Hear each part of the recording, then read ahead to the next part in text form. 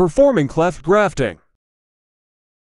In performing cleft grafting or simple grafting, kailangan natin ng grafting knife, tape, stick, and rootstock.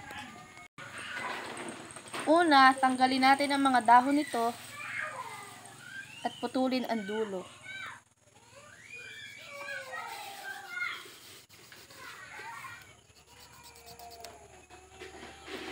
Then, split the center of the rootstock top down at the 3 cm or depending on the size and type of the plant.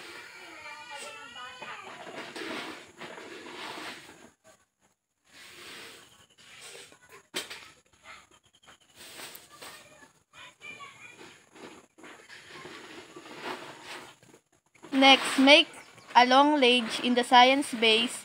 Cut the size of the ledge enough to feed into a split center of rootstock.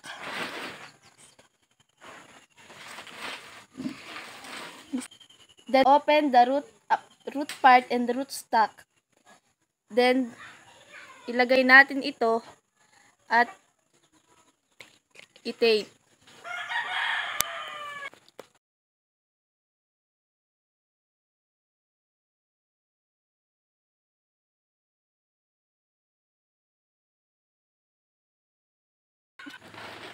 Pagkatapos, lagyan natin ito ng tape up and down.